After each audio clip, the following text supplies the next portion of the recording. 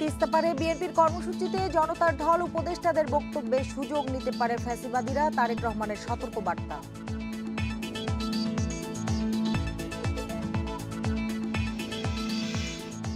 সংস্কার বাংলাদেশের অভ্যন্তরীণ বিষয়ে মন্তব্য চীনা রাষ্ট্রদূতের, ঢাকাকে স্থিতিশীল দেখতে চায় বেইজিং।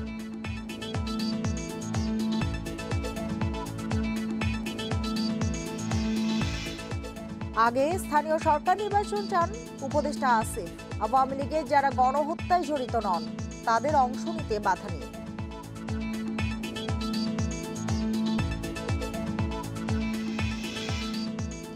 ইউক্রেন যুদ্ধ বন্ধে সৌদিতে যুক্তরাষ্ট্র রাশিয়া বৈঠক, জেলেনস্কির সঙ্গে আলোচনায় বসতে রাজি পুতিন, জানালো ক্রেমলিন।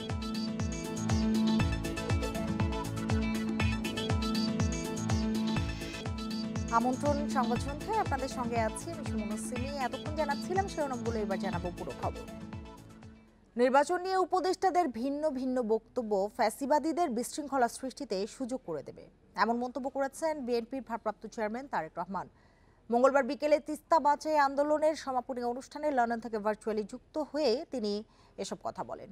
এ সময় তিনি বলেন, তিস্তার ন্যায্য হিস্যার দাবি আন্তর্জাতিক অঙ্গনে তুলে ধরা হবে। উত্তরাঞ্চলে তিস্তা নদী রক্ষা আন্দোলন কমিটির ব্যানারে ৪৮ ঘন্টার কর্মসূচি পালন করে বিএনপি। ৫ জেলার ১১টি স্থানে ৩০০ কিলোমিটার এলাকা জুড়ে এই কর্মসূচিতে অংশ নেয় লাখো মানুষ। অনুষ্ঠানে লন্ডন থেকে ভার্চুয়ালি যোগ দিয়ে বক্তব্য রাখেন বিএনপির ভারপ্রাপ্ত চেয়ারম্যান তারেক রহমান। তিনি বলেন, নতজানু পররাষ্ট্র নীতির কারণে আওয়ামী লীগ গত ১৫ বছরে ভারতের কাছ থেকে ন্যায্য পানির হিস্সা আদায় করতে পারেনি। তারেক রহমান বলেন, ভারত পানির ন্যায্য হিস্সা না দিলে জাতিসংঘ সহ সব আন্তর্জাতিক অঙ্গনে দাবি তুলে ধরা হবে। পানির ন্যায্য হিস্সা আদায় করতে জাতিসংঘ সহ সংশ্লিষ্ট সকল আন্তর্জাতিক ফোরামে জোরালোভাবে বাংলাদেশের দাবি তুলে ধরতে হবে।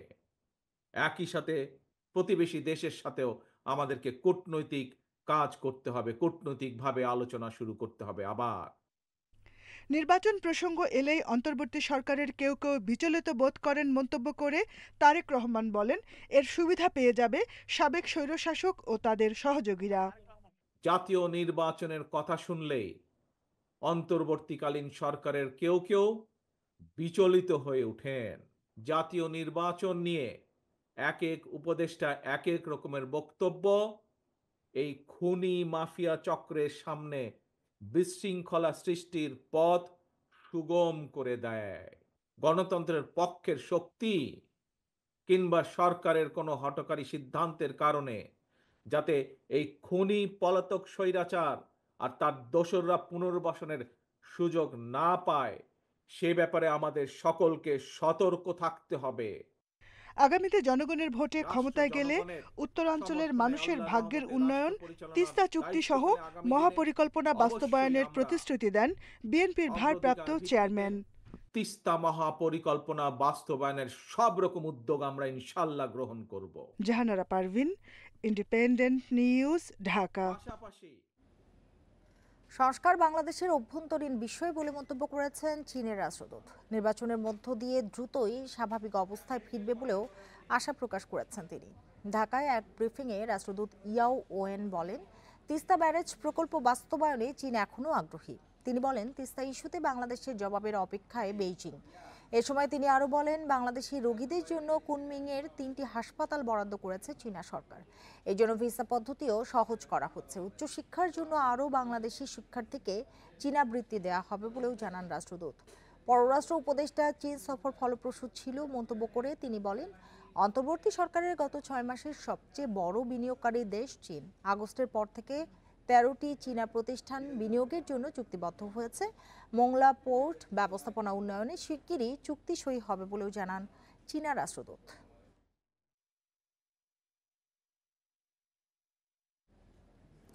আওয়ামী লীগের যেসব নেতাকর্মী গণহত্যার অপরাধে জড়িত নন তাদের স্থানীয় সরকার নির্বাচনে অংশ নিতে বাধা নেই, জানান উপদেষ্টা আসিফ মাহমুদ। বলেন, সংসদ নির্বাচনের আগে স্থানীয় সরকার নির্বাচন হওয়া উচিত। এদিকে সাবেক আওয়ামী লীগ সরকার ডিসিদের দিয়ে নিপীড়ন চালিয়েছে বলে অভিযোগ করেন আইন উপদেষ্টা। রাজধানীতে জেলা প্রশাসক সম্মেলনের শেষ দিনে মত বিনিময়ে এসব কথা বলেন তারা। রাজধানীর ওসমানী স্মৃতি মিলনায়তনে মঙ্গলবার শেষ হয় 3 দিনের ডিসি সম্মেলন। অংশ নেন দেশের সব জেলার প্রশাসক ও বিভাগীয় কমিশনাররা। সম্মেলনে জনগুরুত্বপূর্ণ বিভিন্ন ইস্যুতে নানা সংকটের কথা তুলে ধরেন ডিসিরা। সমাধানে নানা দিক নির্দেশনা দেন অন্তর্বর্তী সরকারের উপদেষ্টারা। মতবিনিময়ে আইন উপদেষ্টা বলেন, অতীতে ডিসিদের দিয়ে জনগণের উপর নিপীড়ন চালায় আওয়ামী লীগ সরকার। আগামীতে এমন নির্যাতন এড়াতে ডিসিদের আইন ও সংবিধান অনুযায়ী কাজের আহ্বান জানান তিনি। আমাদের যে প্রশাসন ক্যাডারে যে অসীম আমাদের সম্ভাবনা শক্তি রয়েছে, এটার জন্য জনগণকে নিপীড়নের কাজে না লাগিয়ে আমাদের সংবিধানে যেভাবে বলা আছে জনগণের সেবা করার কাজে যেন লাগায়, এটাই হচ্ছে আমার প্রত্যাশা থাকবে। সম্মেলনে জাতীয় নির্বাচনের আগে স্থানীয় সরকার নির্বাচন আয়োজনে জোর দেন স্থানীয় সরকার উপদেষ্টা আসিফ মাহমুদ। আমি ব্যক্তিগতভাবে মনে করি অবশ্যই ভালো হয়, কারণ we have to run the country. আমরা তো করতে পারছি না। আর দেখা যায় একটা ভালো জাতীয় নির্বাচন আয়োজন করার ক্ষেত্রে স্থানীয় সরকারের যেই সংস্থাগুলো আছে তারা গুরুত্বপূর্ণ অবদান রাখতে পারে। আইন শৃঙ্খলা নিয়ন্ত্রণ থেকে শুরু করে লোকালি ইলেকশনকে সুষ্ঠুভাবে পালন করার জন্য গুরুত্বপূর্ণ দায়িত্ব পালন করতে পারে। কিন্তু আমার ব্যক্তিগত চিন্তা দিয়ে তো আর ডিসিশন হবে না, চূড়ান্ত সিদ্ধান্ত সরকারের পক্ষ থেকে আসবে। উপদেষ্টা বলেন, আওয়ামী লীগের বেশিরভাগ নেতাকর্মী পলাতক। যারা অন্যায় করেনি তারা ক্ষমা চেয়ে স্থানীয় নির্বাচনে এলে বাধা নেই সরকারের। আওয়ামী লীগ করেছে কিন্তু কোনো প্রকার অন্যায় এবং গণহত্যা কিংবা অপরাধের সাথে যুক্ত নয়। তারা ক্ষমা চেয়ে আবার মেইন স্ট্রিমে স্বাভাবিক অবস্থায় ফিরে আসতে পারে এবং সেই জায়গা থেকে কেউ যদি নির্বাচন করে তাতেও কোনো বাধা নেই। শেষ দিনে স্বরাষ্ট্র সহ বেশ কয়েকটি মন্ত্রণালয়ের সঙ্গে হয় মতবিনিময়। এ সময় স্বরাষ্ট্র উপদেষ্টা জানান, যতদিন টেবিল থাকবে ততদিন অভিযান চলবে। আল আমিন হোসেন, ইন্ডিপেন্ডেন্ট নিউজ, ঢাকা। খুলনা প্রকৌশল বিশ্ববিদ্যালয়ে ছাত্র রাজনীতি বন্ধের দাবি নিয়ে সাধারণ শিক্ষার্থী ও ছাত্র দলের মধ্যে সংঘর্ষ হয়েছে। দুপুর থেকে থেমে থেমে সংঘর্ষে অন্তত 15 জন আহত হয়েছেন। শিক্ষার্থীরা জানান, সকালে ক্যাম্পাসে শিক্ষার্থীদের মারধর সহ বিভিন্ন অভিযোগ এনে রাজনীতি বন্ধের দাবিতে বিক্ষোভ করেন শিক্ষার্থীরা। এ সময় ছাত্র দলের নেতাকর্মীদের ধাওয়া দেন সাধারণ শিক্ষার্থীরা। পরে ভিসির বাসভবনের সামনে অবরোধ করে বিভিন্ন দাবিতে বিক্ষোভ শুরু করেন তারা। দুপুরে ছাত্র দলের নেতাকর্মীরা একত্রিত হয়ে ক্যাম্পাসে এলে দুই পক্ষের মধ্যে সংঘর্ষ বাধে। পরে পুলিশ, সেনাবাহিনী, বিজিবি ও র্যাব ঘটনাস্থলে গিয়ে পরিস্থিতি নিয়ন্ত্রণে আনে।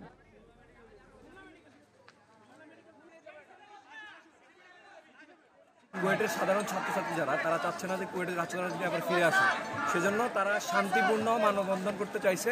সেখানে কুয়েট ছাত্রদল যারা ছিল তাদের সাথে কিছু বাকবিতণ্ডার পর থেকে লোকাল ছাত্রদল যারা বা লোকাল বিএনপির লোকজনরা কুয়েটের স্টুডেন্টদের উপর হামলা চালাইছে। বিষয়টা কি বা কোন ঘটনা থেকে এই সিচুয়েশন তৈরি হয়েছে দেন আমরা সুস্পষ্ট বলতে পারবো যে আসলে কেন সমস্যাটা হয়েছে। এখনো আপাতত এই সমস্যাটা যেন সমাধান করা যায় সেটা নিয়ে আমরা জোর দিচ্ছি। এ বিষয়ে আরো জানাতে খুলনা থেকে যোগ দিয়েছেন সহকর্মী অভিজিৎ পাল। অভিজিৎ পাল, বলবেন এই মুহূর্তে ক্যাম্পাসের পরিস্থিতি আসলে কি, কতজন আহত হয়েছেন? এই মুহূর্তে যদি ক্যাম্পাসের পরিস্থিতি বলতে হয় যে ক্যাম্পাসের ভিতরে এখনো থমথমে পরিবেশ রয়েছে। আমরা ক্যাম্পাসের প্রধান ফটকের সামনে দাঁড়িয়ে আছি এবং এখানে আইন শৃঙ্খলা বাহিনীর যে সদস্যরা তারা রয়েছেন এবং তারা এখানে অবস্থান করছেন। এখানে আমরা যেমন দেখেছি যে সেনাবাহিনী রয়েছে, পাশাপাশি র্যাব রয়েছে, নৌবাহিনী রয়েছে, বিজিবি এখানে এসেছে এবং পুলিশের সদস্যরাও এখানে রয়েছেন।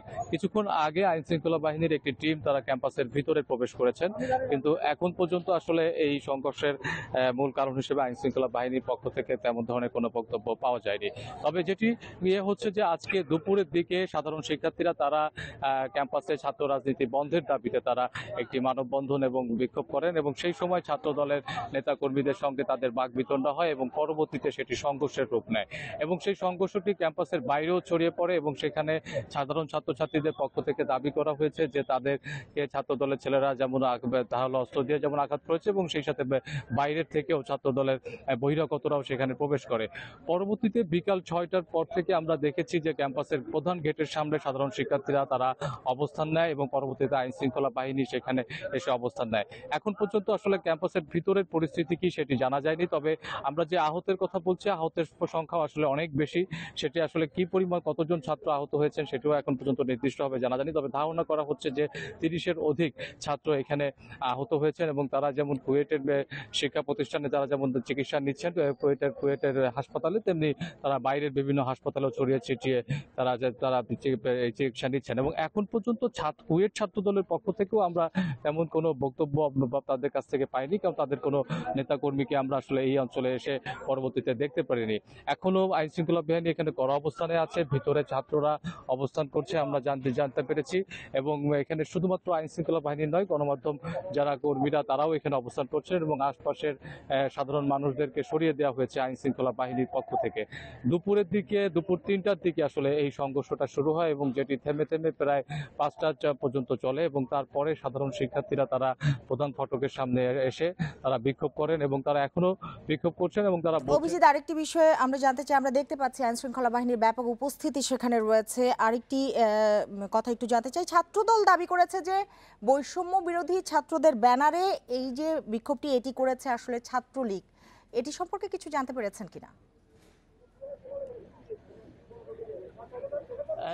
ছাত্রদল থেকে এরকম একটি অভিযোগ পাওয়া গেছে, কাছে তেমন কোনো বক্তব্য তারা এখনো দেয়নি, এবং ছাত্রদলের কোনো নেতা কর্মীদের উপস্থিতি এখনো পর্যন্ত পাওয়া যায়নি।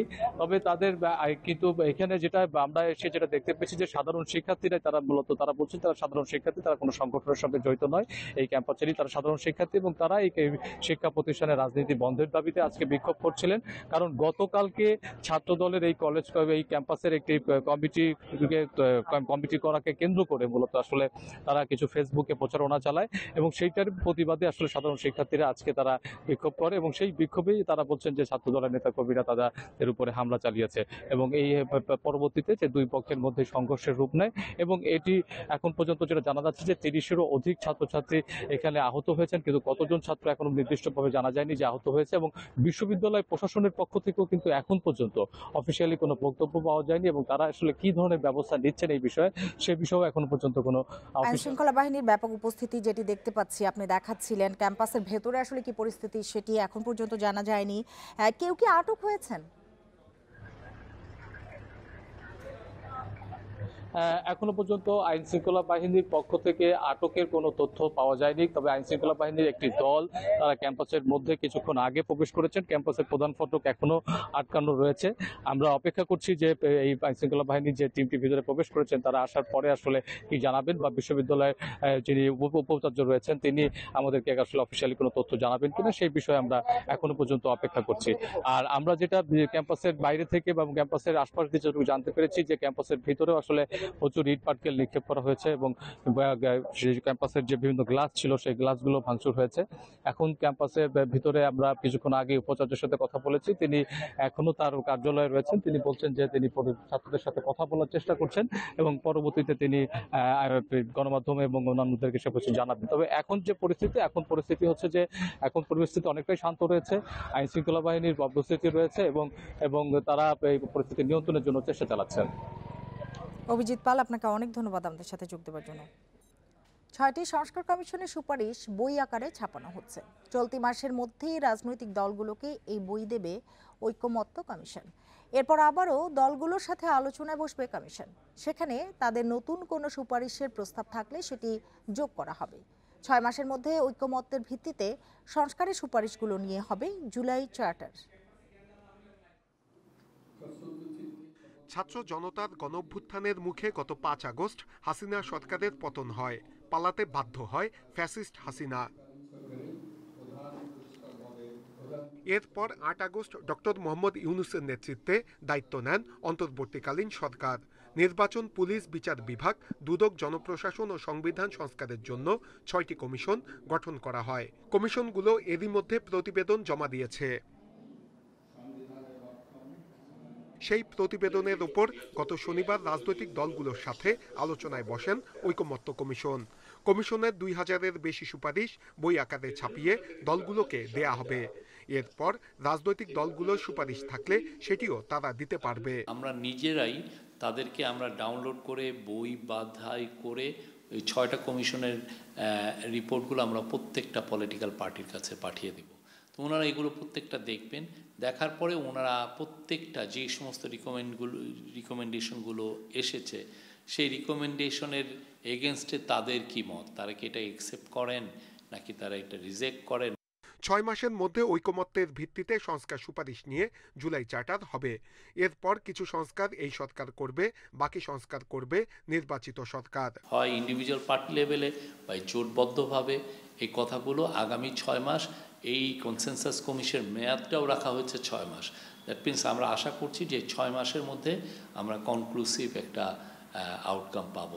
এদিকে রাজনীতি বিশেষজ্ঞরা বলছেন জরুরি কিছু সংস্কার করে দ্রুত নির্বাচনের দিকে এগোতে হবে। আমাদের একটা মোটা দাগে যেগুলো গুরুত্বপূর্ণ একটা নির্বাচন বা একটা ভবিষ্যতে ফ্যাসিস্ট রেজিমের পুনরুত্থান রোধ করার জন্য মানে যে ধরনের ব্যবস্থাপনাগুলো দরকার সেগুলোকে অগ্রাধিকার, এবং আমাদের অর্থনৈতিক ক্ষেত্রে বিচার প্রশাসন এগুলোর ক্ষেত্রেও কিছু মৌলিক সংস্কার দরকার যেটি এই সরকারের পক্ষে করা সম্ভব, সেগুলোর ব্যবস্থা করে সরকারকে নির্বাচনের পথে যেতে হবে।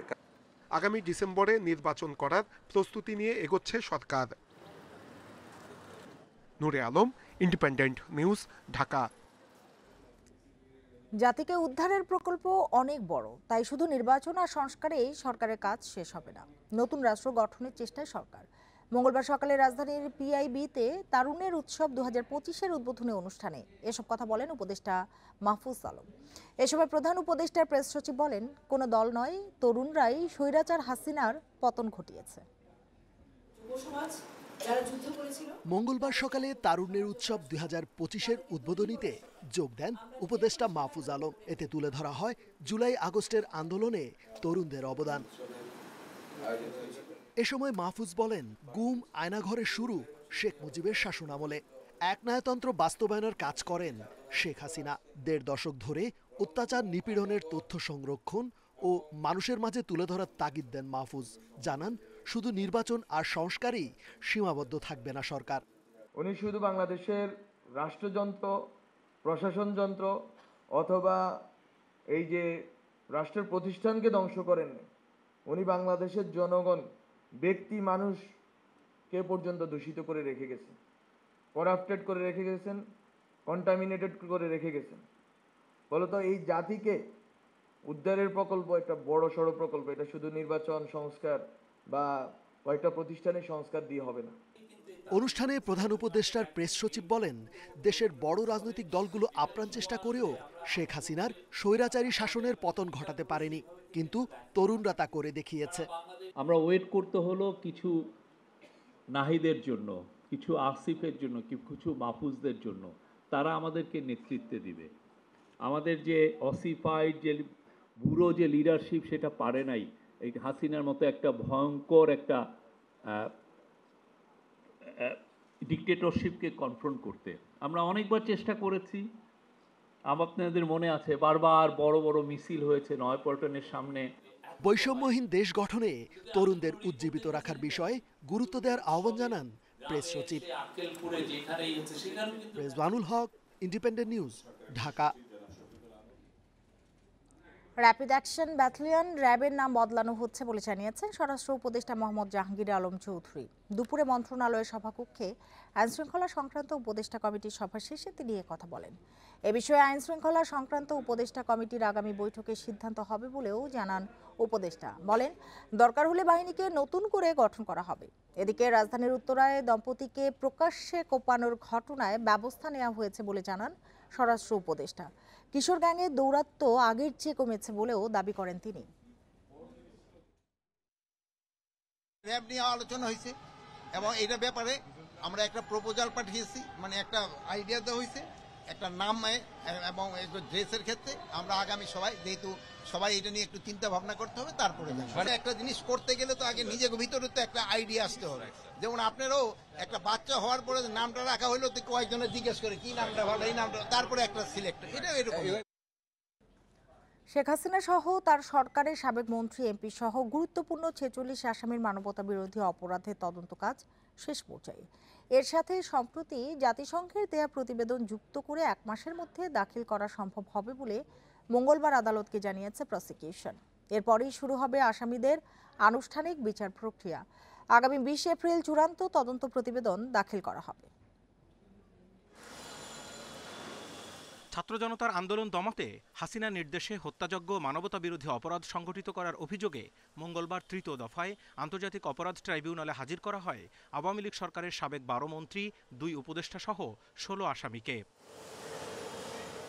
এ সময় আদালতের শুনানিতে প্রসিকিউশন জানায় 2 মামলায় শেখ হাসিনা, ওবায়দুল কাদের সহ এ সকল আসামির বিরুদ্ধে তদন্ত প্রক্রিয়া প্রায় শেষ। নতুন করে জাতিসংঘের প্রতিবেদনে উঠে আসা অপরাধের বিভিন্ন প্রমাণ ও প্রতিবেদন যুক্ত করা হবে। 20 এপ্রিল তদন্ত প্রতিবেদন দাখিলের দিন এই 16 আসামিকে আবারও হাজির করা হবে। একটা হত্যাকাণ্ড হলে খুব সহসাই রিপোর্ট দেওয়া সম্ভব ছিল, তো জাতিসংঘ বলেছে প্রায় 1,500। আমাদের কাছে 1,500 থেকে 2,000 এরকম তথ্য প্রমাণ আছে। এই পরিমাণ শহীদ এবং বাকি তো আহতের প্রশ্ন আছে। আমরা আশা করি যে আগামী মাসের মধ্যেই এই বিশেষ করে সাবেক প্রধানমন্ত্রী শেখ হাসিনার বিরুদ্ধে সেটার তদন্ত রিপোর্ট দাখিল করা সম্ভব হতে পারে বলে আমরা আশা করছি। হত্যার নির্দেশ সহ বিভিন্ন আসামির কল রেকর্ড ও ডিজিটাল প্রমাণও এরই মধ্যে তদন্ত দলের কাছে আছে বলেও জানান চিফ প্রসিকিউটর। হত্যাকাণ্ড করে এক ছাত্র জনতাকে নির্মূল করার কথা বলা হয়েছে, সমস্ত টেলিভিশন চ্যানেলগুলো বন্ধ করে দেওয়ার কথা বলেছে। এই ধরনের কথোপকথন তারা যে করেছেন তাদের অজ্ঞাতে সেগুলো রেকর্ডেড হয়েছে, তো সেগুলো আমাদের হাতে আসছে। শুনানি শেষে আসামিদের সাথে কথা বলার পর আইনজীবীরা জানান অনেক আসামি তাদের বিরুদ্ধে করা অভিযোগ সম্পর্কে জানেন না বলে দাবি করেন। অভিযোগ সম্পর্কে তারা নিজেরাও খুব একটা জানে না, সত্যিটা বলতেছি, তারা নিজেরাও জানে না তাদের ধারণাতে কি হতে পারে। এদিকে জেডাই খান পান্না ট্রাইব্যুনালে বিচারকদের মাই লর্ড সম্বোধনের বিরোধিতা করে বিকল্প শব্দ ব্যবহারের অনুমতি চাইলে আদালত তা গ্রহণ করেন। Zahidul Bashar, Independent News, Dhaka. আগে জাতীয় নাকি স্থানীয় নির্বাচন, এ নিয়ে আলোচনার মাধ্যমে সরকার সংসদ নির্বাচনে কালক্ষেপণ করছে বলে অভিযোগ বাম গণতান্ত্রিক জোটের। বিকেলে নির্বাচন কমিশনের সাথে বৈঠক শেষে এই বক্তব্য দেন জোটের নেতারা। তারা বলেন, কালক্ষেপণ করলে তা হবে সরকারের জন্য আত্মঘাতী। আগারগাঁওয়ে নির্বাচন কমিশন ভবনে এ বৈঠকে প্রধান নির্বাচন কমিশনার এএমএম নাসির উদ্দিনের নেতৃত্বে 4 কমিশনার ও সিনিয়র সচিব অংশ নেন। বৈঠক শেষে বাম জোটের নেতারা বলেন, দ্রুত জাতীয় নির্বাচনের ব্যবস্থা করতে হবে। ইসি জাতীয় নির্বাচনের জন্য প্রস্তুত, কোনো অজুহাতে সময় নষ্ট করা যাবে না। নির্বাচনে যাতে সবাই সমান সুযোগ পায় সেটিও নিশ্চিতের দাবি জানায় বাম জোট।